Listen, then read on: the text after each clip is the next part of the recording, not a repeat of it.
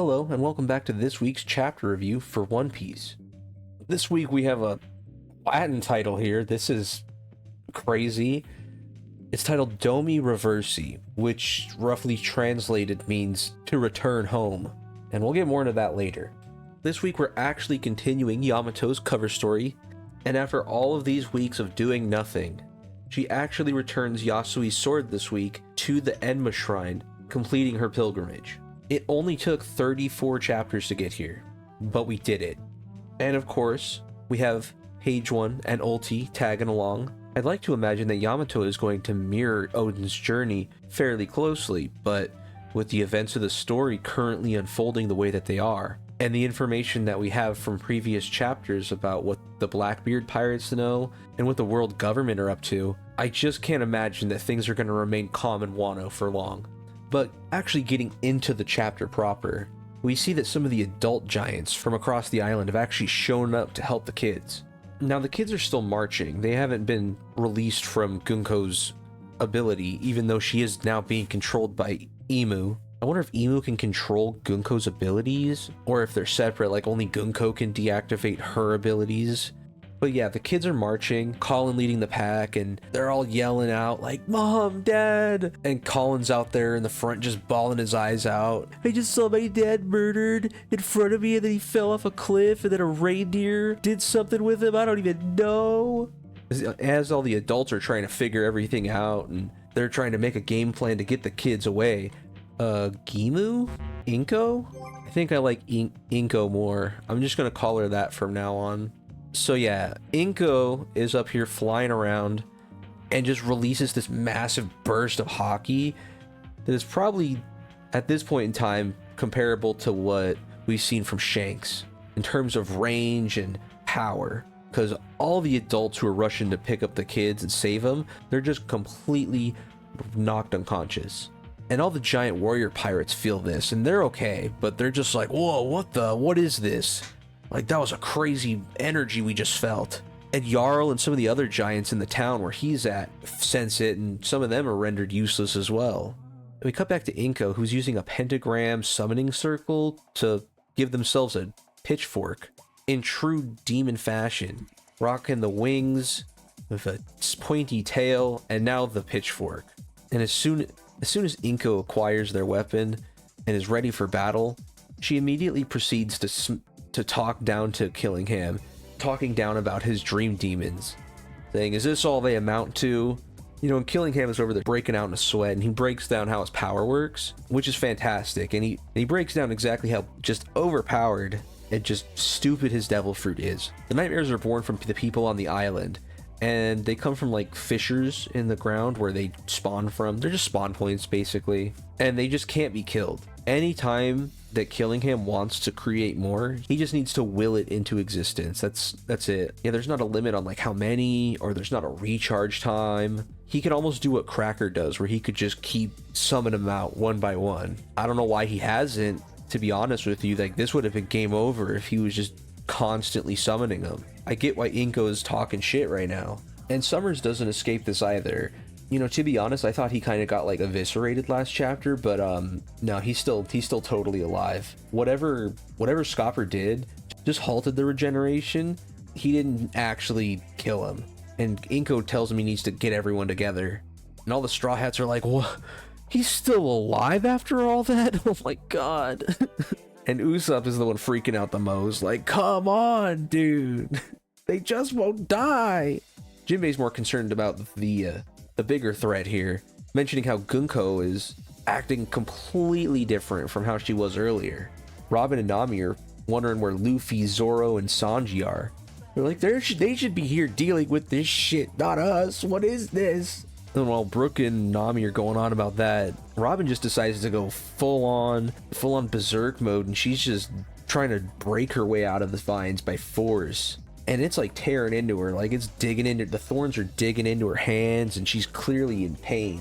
But it's better than doing nothing at this point, because they're on their own and they know what's going on. Like, they see the library burning, Inko's doing crazy shit, acting like a demon, Summers is regenerating.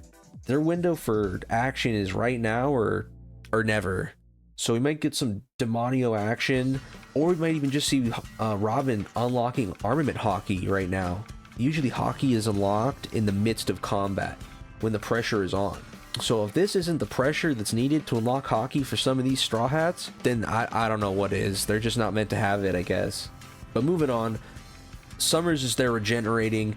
Emu's still just blasting in his head, telling him that they need to establish authority.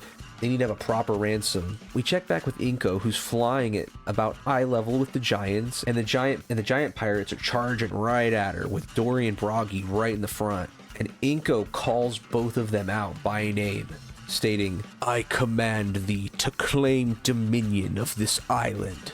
Henceforth, ye shall reign as the kings of Elbaph." Without even wasting a millisecond, crushes Emu in his fist. Like, he is full on trying to just crush every single bone in her body. Like, you can see the veins popping out of his arm as he's like just laying into her. And Inku's just, this is fine. This is fine. And as Broggy's just like crushing the life out of Inko, he's directing everyone, just go on ahead, go get him. So Broggy's left alone. Even Dory goes on ahead. Yeah, I assume he goes on ahead because it just doesn't show him in the panel there. And as they're running ahead, Broggy's just trying to question Inko, telling her that he's taking the kids back and trying to figure out how many there are. Inko just does not care at all and summons this grimoire, like a Necronomicon looking book surrounded by flames, and just continues telling Broggy more instructions on what to do. Like, go and meet with Mountain Beard Jarl. You shall take his head and raise it up high. Then proclaim to the people of this island, we are the kings of Elbaph. And as she's saying this, she's holding this book, the pages are flipping open, fire's coming out of it, and then it bursts open with this black smoke, and Broggy's just like, he's like, you're crazy, this is my home, you don't get to tell me what to do. And that smoke from the book just transforms into a dagger and this old style double barrel shotgun. And Inko just grabs him, stabs Broggy in the hand, and just blasts his arm right off. The same way that Scopper got Summers last chapter. And Inko's just like, it would be intolerable to leave this matter unsettled. Now accept my ungodly power. And all the giants are like, oh my god? What the fuck? What? They're freaking out. Broggy's just in pain because his arm has just been severed, bone and all. Everyone's just so confused, like, there's no way. The captain's tough as bricks. And Inko once again just ignores everybody, casting some sort of incantation, almost in the same vein of Big Mom's soul or life. But Inko says, thou shalt cast aside thy lifespan for a body unyielding to death. Under Mu's dominion, thou shalt be granted unprecedented strength. No longer shalt thou be bound by reason nor by common sense. Becoming a demon is truly the pinnacle of existence. I mean, that alone is insane. Like, what is this? This is crazy.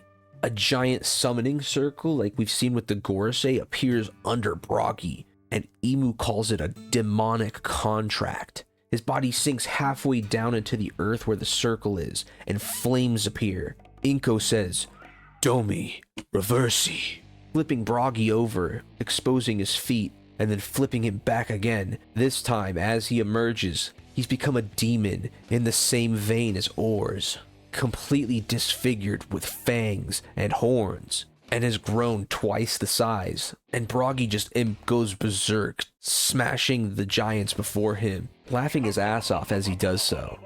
At the same time, off screen, Dory is also transformed into a demon. And his first thought after he's transformed is to go and kill Jarl, following Inko's orders. All the giant pirates are confused and wondering what the hell happened to their captains. And they realize they have to stop them before something terrible happens to both them and Jarl. But before anything can be done, the other giant pirates are also transfigured into demons. Inko looks on as the giant warrior pirates in their new demonic form chase the remaining giant pirates with the now demonic versions of the nightmares from Killingham's powers. Emu onlooks this destruction and states that the nation shall not be destroyed, but it will be ruled.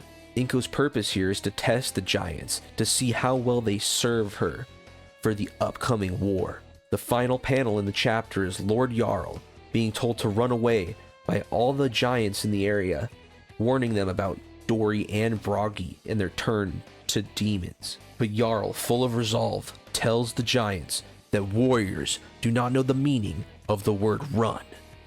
Ending the chapter, and there's no break next week. Oh man, what an exciting chapter this was. If you thought last week was good, this week was even better. I cannot believe Emu has this insane ability to just turn people into demons. This has to be where Ors and the ancient giants came from. That also kind of begs the question too.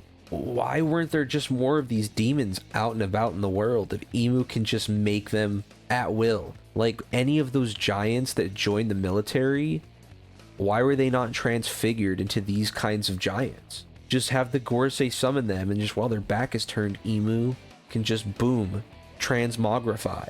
The more we're learning about Emu, the more I'm becoming way more confused why Emu is acting like Dragon. They're just sitting there doing nothing. What is wrong with these people? Like, Emu is so stupidly overpowered, and they're just sitting there staring at butterflies. Like, what are you doing? All of Emu's problems thus far could have been solved if they just showed up once. This is just unprecedented levels of just overpowered we've reached. This is crazy. And also, Killingham's power is really stupid too. Like, what is he doing? What are any of these people doing with their abilities? These people are the worst antagonists of all time. They just sit back and do nothing until it's too late. Emu's got these like Nika-esque abilities with that summoning circle, and it's insane how close they are. It makes a lot more sense how they were able to overcome the Nika fruit now. If Emu's able to basically do the same thing. How the hell did Sabo get out of Marijua? The more we see the powers that they have, and there were 6 of them in that room, how did a dying old man prevent 6 of them from stopping one dude? From one guy? This is the biggest blunder in history. These guys suck. Like, Emu should have just nuked the Gorosei a long time ago. They just keep dropping the ball. That's crazy. Anyway, that's going to be it for this week's chapter. And let me know if you have any thought of what might be coming in the future. And let's chat about it. Until next week, this is Dinoaur. Thanks for stopping in. Thanks for hanging out. I'll see you, and I'll see you next time. Bye-bye.